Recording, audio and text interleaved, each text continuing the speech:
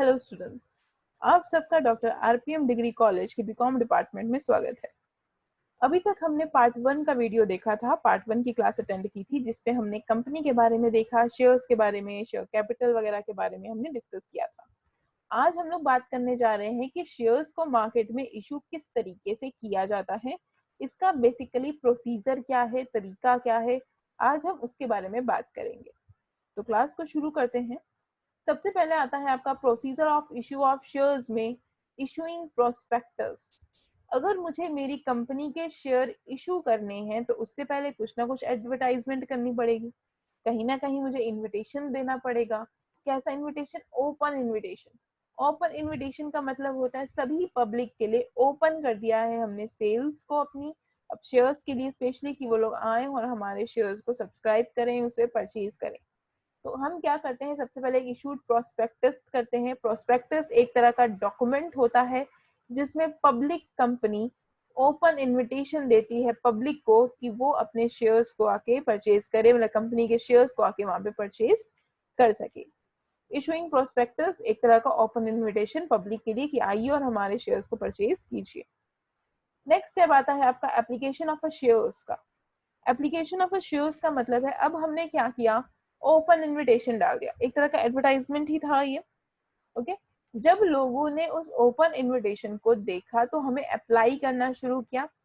जब लोगों ने अप्लाई करना शुरू किया तो वो हो गया आपका application of shares.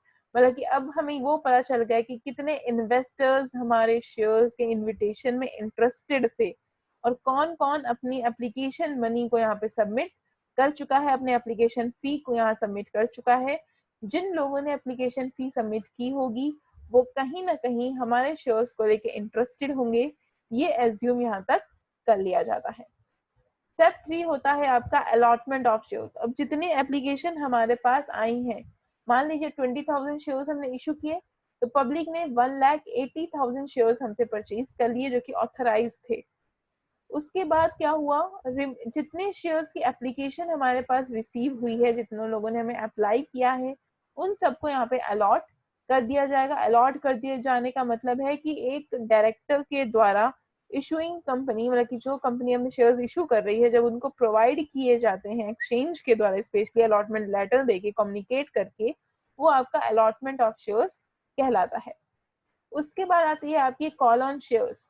Call on shares का मतलब होता है कि जितना भी रिमेनिंग शेयर्स बचा है, मतलब एप्लीकेशन करने के बाद, अलॉटमेंट करने के बाद, जितना भी एक्स्ट्रा पैसा शेयर होल्डर्स के पास पेंडिंग है, वो सारा पैसा कहाँ पे मांगा जाता है, इंस्टॉलमेंट में रिसीव किया जाता है, जिसे कि हम कॉल ऑन शेयर्स के नाम से भी जानते हैं।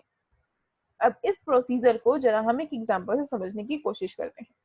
फॉर एग्जाम्पल, आप लोगों को किसी कॉलेज में एडमिशन लेना है। ओके, जब कॉलेज में एडमिशन लेना है तो we have lots of choices, हमारे पास चॉइस बहुत सारी हैं कॉलेज को सिलेक्ट करने के लिए। तो किस कॉलेज को हम सिलेक्ट करेंगे जिसका प्रोसीजर अच्छा होगा, प्रोस्पेक्टस अच्छा होगा, एजुकेशन क्वालिटीज अच्छी होंगी। तो क्या किया जाता है, कॉलेजेस के द्वारा एक प्रोस्पेक्टस इशू किया जाता है जिसमें कॉलेज से रिलेटेड सारी डिटेल्स उसमें अवेलेबल होती है कि कैसी फैकल्टी है, कैसी स्टाफ है, किस लेवल का आपका एजुकेशन यहाँ पे प्रोवाइड किया जाता है, इंफ्रास्ट्रक्चर वगैरह सब कुछ आगे प्रोस्पेक्टस में लिखा होता है। उसके बाद एक पेज पे ओपन इनविटेशंस होता है सभी स्टूडेंट्स के लिए, ताकि वो आए और यहाँ पे एडमिशन करें, यहाँ की एडमिशन लेने अपना। ये आपका इशूइंग प्रोस्पेक्टस था। जब बच्चों ने एडवर्टाइजमेंट को देखा और वो इसमें इंटरेस्टेड हो गए तो उन्होंने अपने एप्लीकेशन डालना वहां पे शुरू कर दिया। डेट मीन्स वहां पे अप्लाई करना शुरू कर दिया। अप्लाई करने के बाद पूरा ओवरऑल चेकिंग करने के बाद कॉलेज ने उन्हें सीट अलॉट कर दी, मतलब सीटें प्रोवाइड कर दी, उनका एडमिशन यहाँ तक हो गया। कॉल ऑन शेयर्स के बेसिस पे अगर बात की जाए तो अब क्या हुआ, उनकी सीट फिक्स हो गई, हमें पता चल गया कि हाँ ठीक है ये बच्चा हमारे कॉलेज में एडमिशन लेगा। बट द रिमेनिंग फी, जो पैसा बचा है एप्लीकेशन के टाइम पे, ऑफकोर्स ने कुछ ना कुछ अमाउंट हमें भेजी होगी, वैसे ही अलॉटमेंट के टाइम पे भी कुछ ना कुछ पैसा उसने हमें भेजा होगा। फॉर एग्जाम्पल 10 रुपी पर शेयर कीमत थी।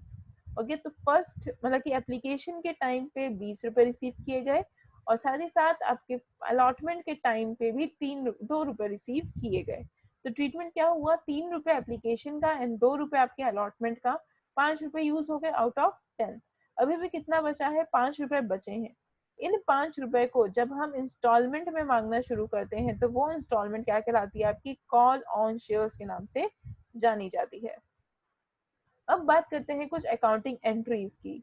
अकाउंटिंग एंट्रीज बेसिकली 3 पार्ट में बांटी जाती है। पहला पार्ट जब सारा का सारा पैसा एप्लीकेशन के टाइम पे रिसीव हो गया हो। दूसरा, जब आपका एप्लीकेशन मनी इंस्टॉलमेंट में रिसीव हो रहा हो, जैसे कि पहले application, then allotment and then call.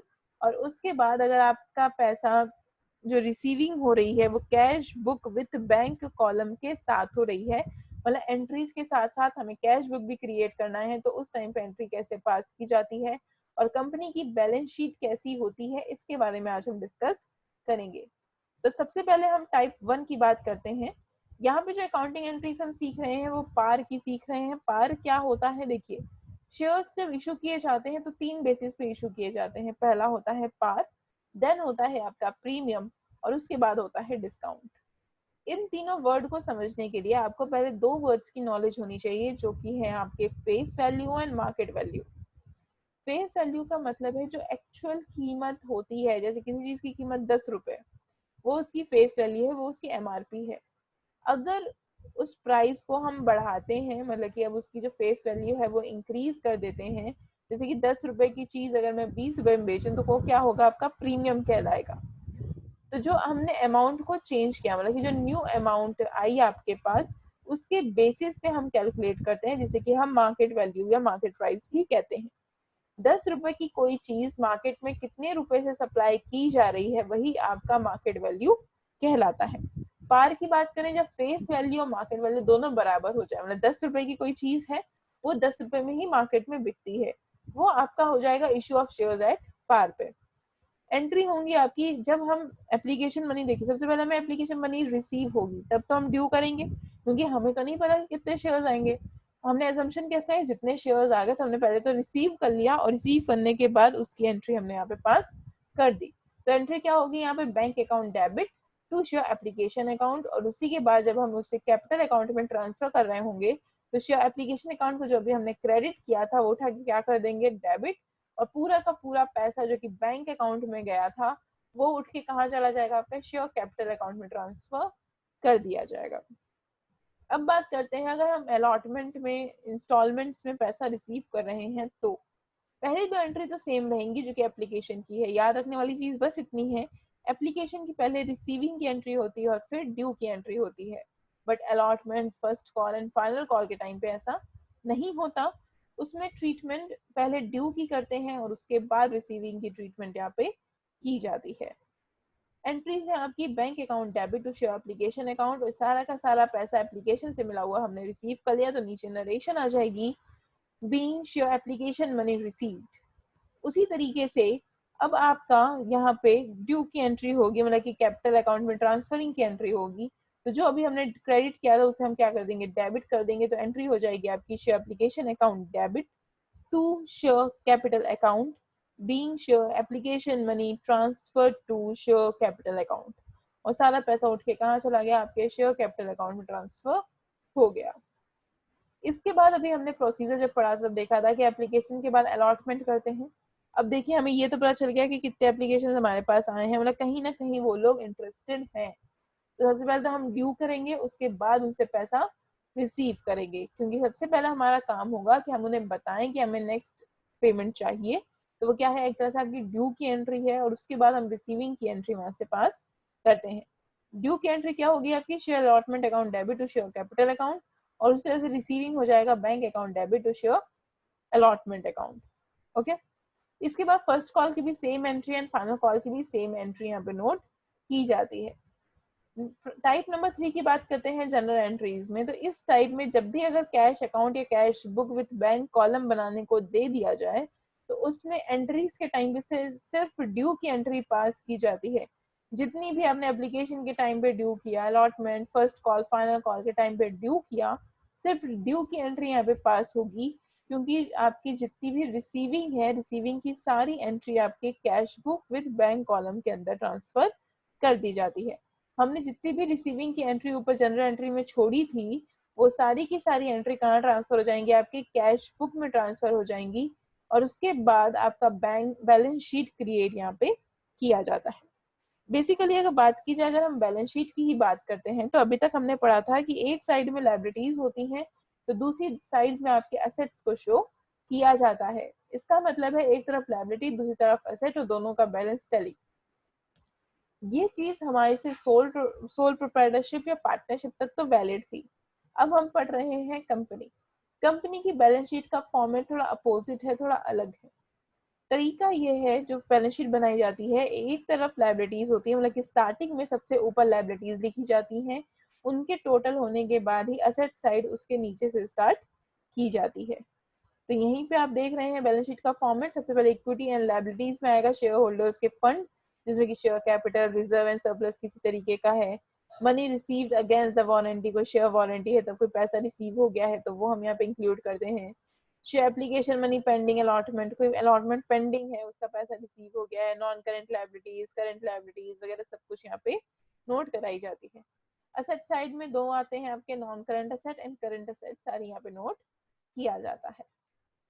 तरीका यहाँ पे चेंज होता है, मतलब कि जो आपने पार्टनरशिप के टाइम पे बैलेंस शीट पढ़ी थी या जो अब आप कंपनी के टाइम पे बैलेंस शीट पढ़ रहे हो, दोनों में फर्क होता है। ये कंपनी का जो हमने टॉपिक पढ़ा था, जो कंपनी की हमने अभी बैलेंस शीट देखी थी, ये अभी जो टॉपिक है ये सिर्फ हमने शॉर्ट के लिए पढ़े हैं, क्योंकि पूरी बैलेंस शीट का फॉर्मेट आपको कैश फ्लो स्टेटमेंट में कंसीडर करवाया जाएगा। एक एग्जाम्पल लेके क्वेश्चन को समझने की कोशिश करते हैं और क्वेश्चन को देखते हैं कि किस तरीके से एंट्री हम नॉर्मली पास करते हैं।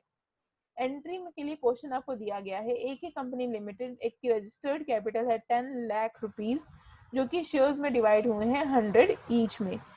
मतलब कि 10 लाख रुपए की आपके शेयर्स हैं, जो कि 10 रुपए ईच के हिसाब से बांटे गए, तो कहीं ना कहीं 1 लाख शेयर आपके पास ऑथराइज थे, रजिस्टर्ड थे।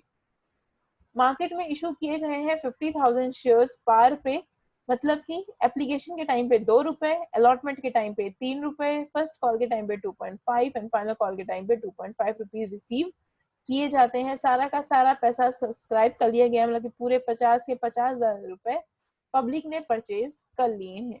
आपको एक नेसेसरी जनरल एंट्री पास करनी है। अब देखते हैं जनरल एंट्री पास करने का तरीका। लेजर्स बनाए, सबसे पहले हम जो आपका जनरल एंट्री है उसे पास करेंगे। पहले एप्लीकेशन की एंट्री ऑफ कोर्स की जाती है, तो bank account debit to share application account being application money received. और ये अमाउंट कहाँ से आती है आपकी, ये देखते हैं। 50,000 शेयर्स थे जो कि इशूड थे। खरीदे कितने गए, पूरे के पूरे 50,000 शेयर खरीदे गए। तो कितने खरीदे गए, 50,000 शेयर्स परचेज कर लिए गए, वो नीचे यहाँ पे मेंशन कर दिया गया। अब एप्लीकेशन के टाइम पे हम 2 रुपए एक शेयर से लेते हैं, तो 50,000 शेयर से कितने लेंगे, 1 लाख रुपए लेंगे। तो ये आ गया आपका पहली एंट्री 1 लाख रुपीज से। उसी तरीके से ड्यू की एंट्री, अब जो आपका अकाउंट क्रिएट हुआ, क्रेडिट हुआ, वो 1 लाख से क्रिएट हुआ, तो इसको कैसे करेंगे, डेबिट करके 1 लाख से डेबिट कर देंगे, अमाउंट यहाँ पे ट्रांसफर हो जाएगी। अलॉटमेंट की एंट्री सबसे पहले ड्यू की एंट्री होती है, देन रिसीविंग की एंट्री होती है। ड्यू की एंट्री आएगी आपकी 1,50,000 से। कैसे हुआ, 50,000 के शेयर 3 रुपए के हिसाब से मल्टीप्लाई करेंगे, तो 1,50,000 एंड 1,50,000 आपकी अमाउंट हो जाती है अलॉटमेंट की ड्यू। रिसीविंग सबने पैसा मेरा पूरा पूरा दिया है, किसी ने कोई ऐसा काम नहीं किया कि हमें पैसा ना दिया हो या एडवांस में दिया हो, तो हम क्या करेंगे, पूरे के पूरे से क्रेडिट कर देंगे। वैसे ही first call and final call का ट्रीटमेंट भी किया जाता है। ध्यान देने वाली चीज ये है कि शेयर्स कितने मार्केट में सब्सक्राइब किए गए हैं, खरीदे गए हैं, उनसे एंट्री पास की जाती है। 20,000, मान लीजिए मैं 20,000 शेयर्स खरीदे हैं, तो मेरे अकाउंट जितने भी क्रिएट किए जाएंगे वो सिर्फ 20,000 शेयर से ही क्रिएट किए जाएंगे। इस तरह से आपका फॉर्मेट तैयार होता है बैलेंस शीट का। अब बात करते हैं हम अपने बैलेंस शीट की। बैलेंस शीट से पहले हम वर्किंग नोट को देख लेते हैं, किस तरीके से क्वेश्चन में वर्किंग नोट को तैयार किया जाता है। ऑथराइज कैपिटल क्वेश्चन के अकॉर्डिंग 1 लाख शेयर्स 10 रुपए के हिसाब से तो होते हैं 10 लाख ऑथराइज कैपिटल है अमाउंट, इतना क्लियर। उसके बाद इशू किए गए 50,000 शेयर इशू किए गए हैं 10 रुपए के हिसाब से, डेट इज 5 लाख। और कितने पैसे कॉल कर लिए गए, मतलब लोगों ने परचेज कितने शेयर्स कर लिए, 50,000 शेयर्स आपके रिसीविंग हो चुकी है, 10 रुपए के हिसाब से रिसीविंग हुई है, तो 5 लाख। मतलब ये वाला जो लास्ट वाला 5 लाख रुपीज है, ये कहाँ ट्रांसफर होगा, आपके बैलेंस शीट में मेनली ट्रांसफर किया जाएगा। तो बैलेंस शीट में ट्रांसफर यहाँ पे हो जाएगा, तो ऊपर लायबिलिटी या नीचे एसेट। लायबिलिटी है शेयर होल्डर्स फंड 5 लाख से, और आपके जो भी असेट आ रहे हैं वो आ रहे हैं आपके 5 लाख से। हमें पता है कि लायबिलिटीज का टोटल एंड आपके एसेट का टोटल दोनों बराबर होता है, तो 5 लाख एंड 5 लाख से पूरा का पूरा टोटल यहाँ पे मैच हो जाता है।